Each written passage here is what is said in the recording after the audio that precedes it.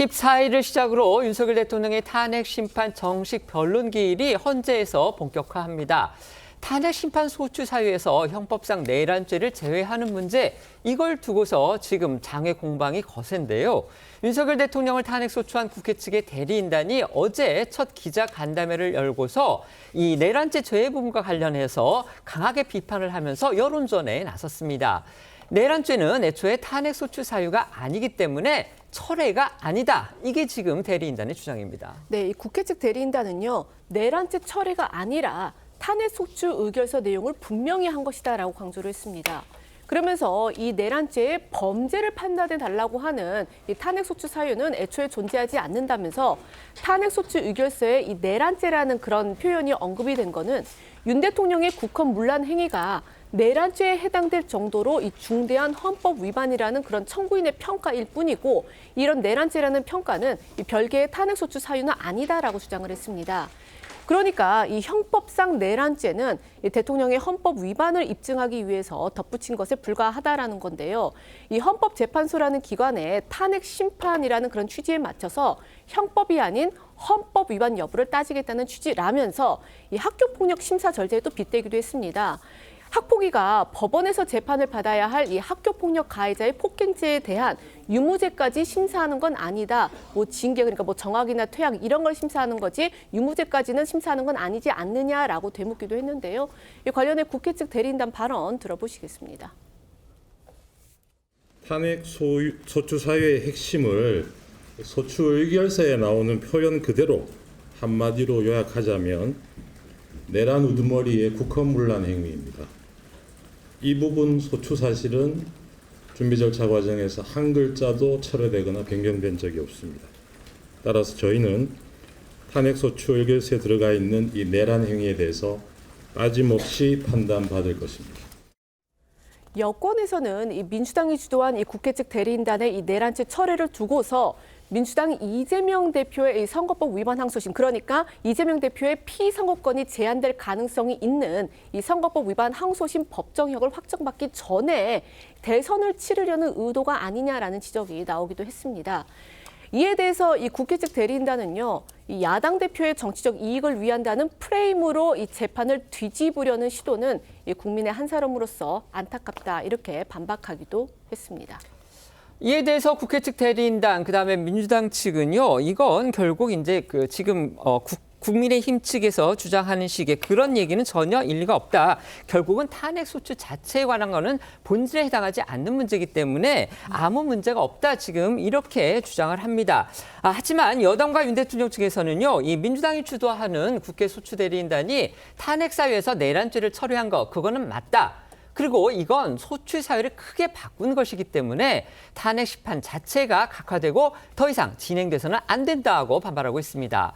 어제 국회 법사위에서는요, 판사 출신인 국민의힘의 장동혁 의원이 국회를 통과한 탄핵 소추 의결서를 직접 읽으면서 조목조목 내란죄 처리의 문제점을 제기했습니다.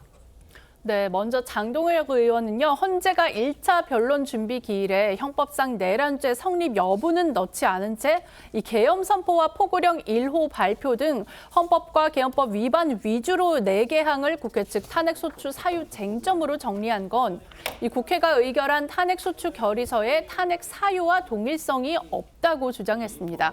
그러면서 국회 측이 제출한 탄핵 소추 의결서를 구체적으로 언급하면서 윤 대통령의 주요 탄핵 사유가 형법상 내란죄인데 헌재가 정리한 헌법과 개헌법 위주의 이 4가지 쟁점만으로 내란죄에 대한 판단이 가능하겠냐며 탄핵 심판의 공정성에 의문을 제기했습니다.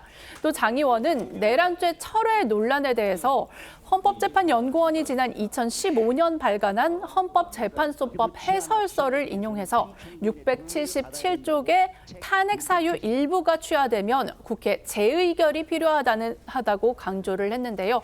관련해서 장 의원의 발언도 좀 더 들어보겠습니다. 탄핵소추서의 중요 내용을 읽어보겠습니다. 국회가 국민을 협박하고 폭행하는 일련의 폭동을 일으킴으로써 대한민국 전역에 평온을 해하는 내란죄를 범하였다. 내란죄를 저지름으로써 헌법을 수호할 책무를 저버리고 그 직무집행에서 중대한 위법 행위를 하였다.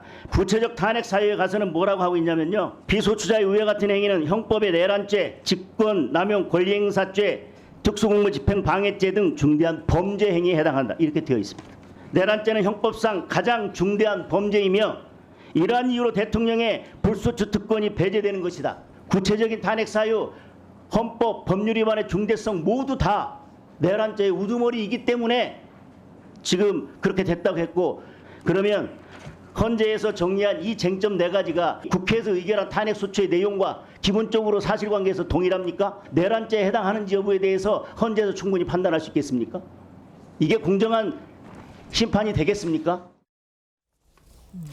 윤 대통령 탄핵 소추 사유에서 내란죄 부분의 철회 이 부분과 관련해서는요 또 다른 논란이 발생된 상황입니다. 이른바 이제 헌법재판관들이 민주당이 주도하는 국회 대리인단한테 일종의 힌트를 주면서 부당하게 개입했느냐 바로 이 부분인데요. 어제 국회 법사위에서는 지난 3일 윤 대통령 탄핵 심판의 2번째 변론 준비기일 영상이 공개가 됐습니다.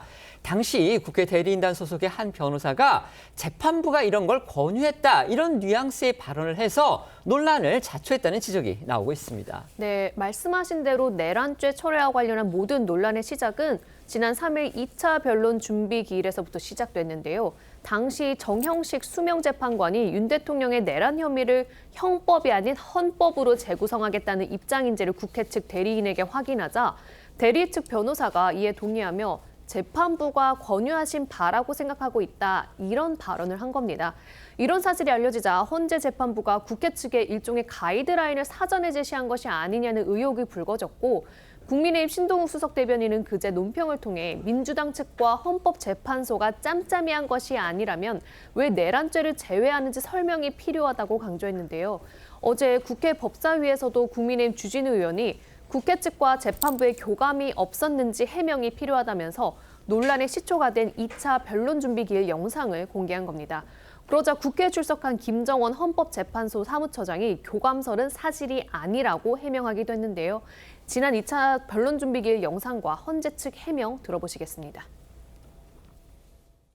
헌법재판의 성격에 맞는 주장과 입증이 이루어질 수 있도록 하기 위함이고 그것이 재판부께서 저희에게 권유하신 바라고 생각하고 있습니다. 형법상의 범죄에 해당한다는 주장은 철회한다는 그런 취지신가요?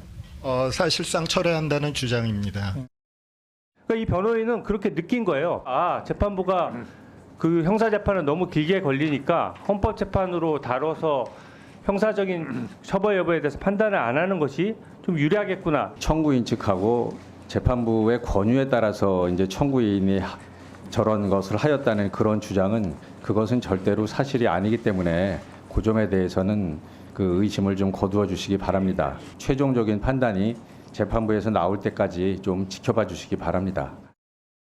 네, 주진우 의원이 문제 권유 발언을 화면에 띄우자 민주당 소속인 정청래 법사위원장은 재판부와의 교감설은 면책특권이 허용되지 않는 국회 밖에서 주장하라며 허위사실 유포로 고발할 수 있다며 날을 세웠습니다.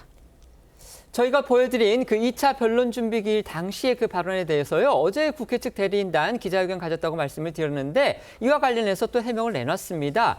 그런데 그게 또 내용이 또 좀 저희가 좀 쉽게 이해하기가 곤란한 그런 부분입니다. 바로 뭐였냐면요. 실언이었다. 그러니까 실수로 한 말이다. 지금 이렇게 얘기를 해서 오히려 논란을 부치질하고 있는 게 아니냐 이런 생각도 듭니다. 절차의 공정성 얼마나 중요합니까? 그런데 그처럼 파장이 큰 발언을 실수로 했다. 지금 이렇게 주장을 하니까 오히려 더 큰 비난을 부른 거 아니냐 이런 평가까지 나오고 있습니다. 네, 당시 재판부께서 권유하신 바라고 생각하고 있다는 말을 했던 이 국회 측 대리인단 김진환 변호사는 제가 실언을 했던 셈이다라고 해명을 했는데요. 재판관으로부터 질문을 들었을 때 재판부가 정리한 이 유형적 사실관계에 내란이 없었기 때문에 재판부도 이 부분을 헌법으로 판단하길 원한다고 생각해서 추측하고 상상한 것이라는 겁니다.